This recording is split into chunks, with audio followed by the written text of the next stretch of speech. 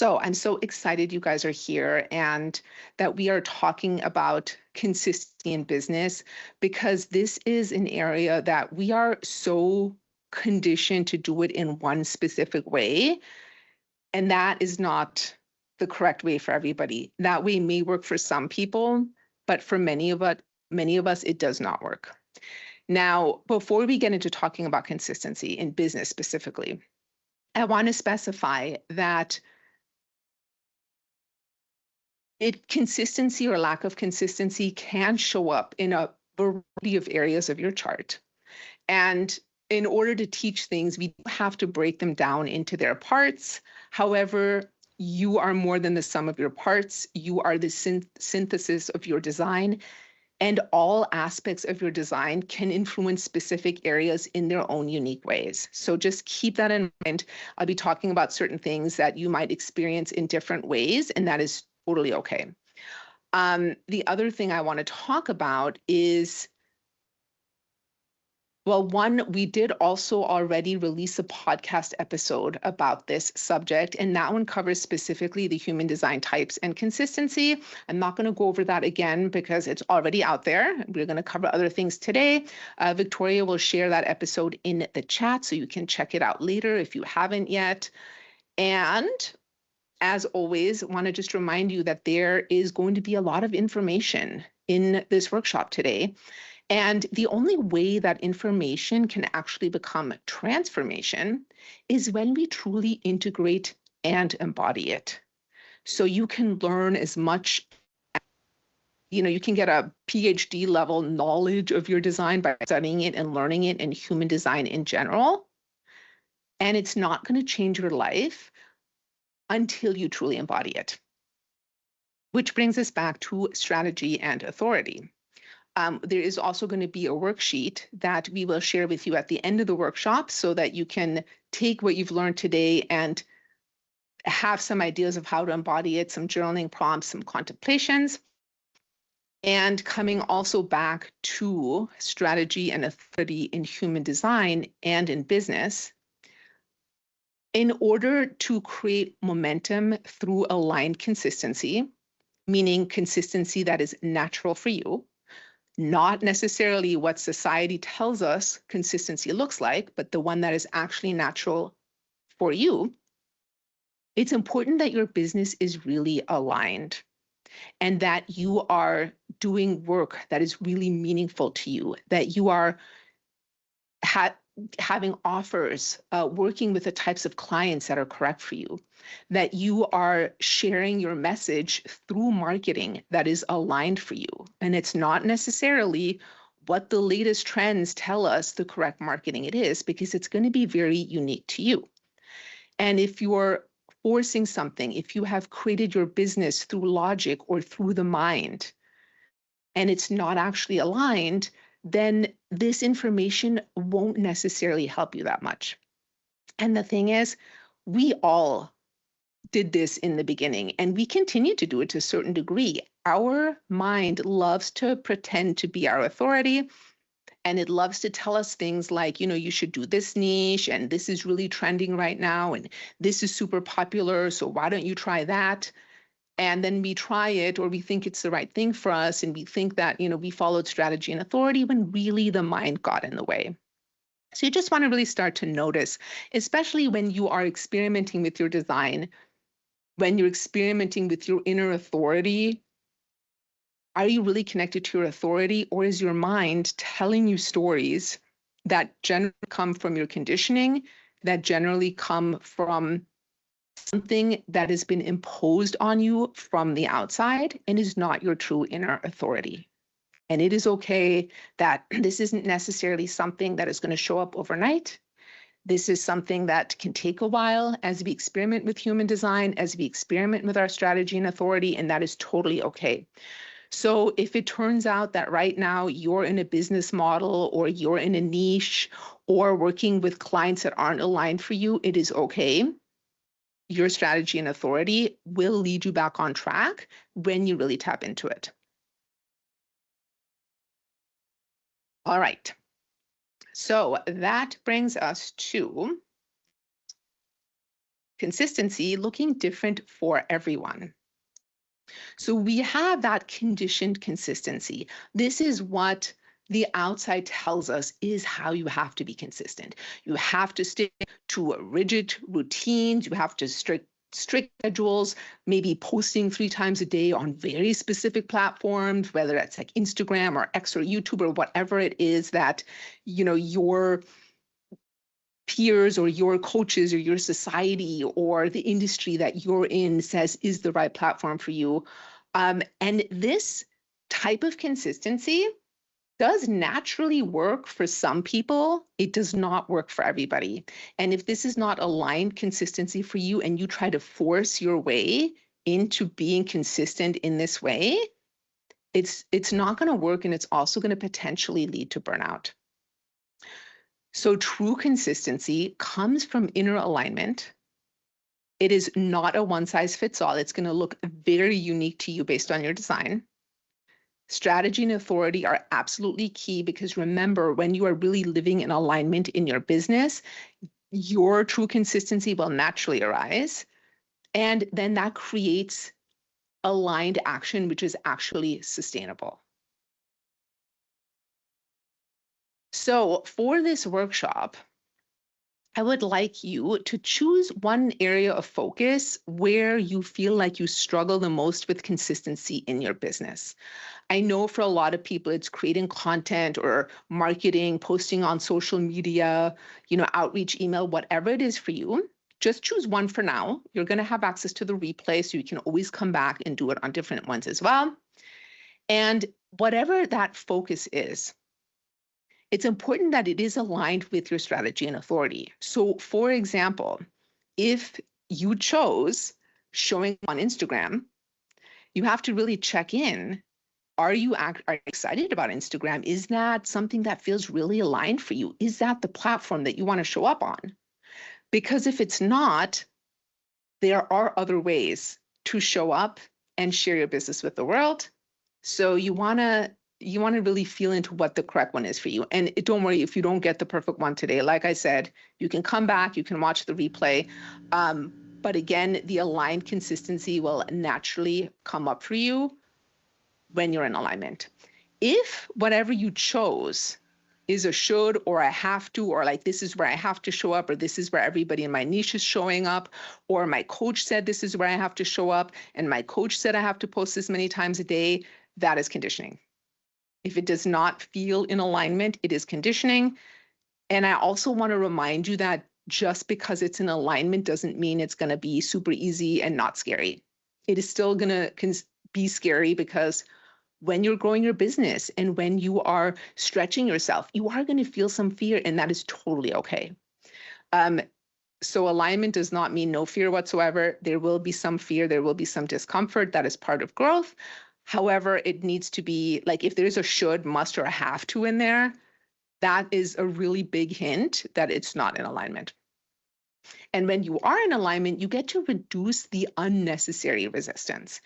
And remember, some resistance is always necessary to grow. So when I was just talking about stretching through the fear, there is going to be some, I like to call it aligned resistance, that you get to move through as you grow through your life. But all of the unnecessary stuff, like forcing yourself to incessantly post on a platform that is not correct for you, that kind of resistance is eliminated when you're really in alignment. Now, I do want to talk about fears some more, because it's not something we're going to go into in depth in this workshop today. However, fear does show up in very specific areas of your body graph, and it can masquerade as your authority when it isn't necessarily. Your authority might tell you to do something, but there's a part of you, like you have a really big fear of judgment or failure. And so you think, that fear goes into your head and your mind starts telling you stories as to why it's the wrong thing for you to do. And then you think it's your authority.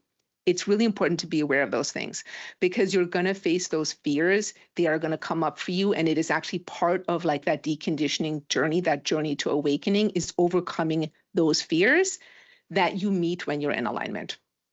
All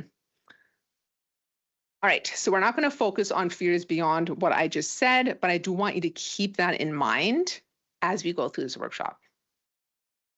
Okay, so we're going to talk about a few different things today, two specific areas in your design around rhythm, structure, and flow.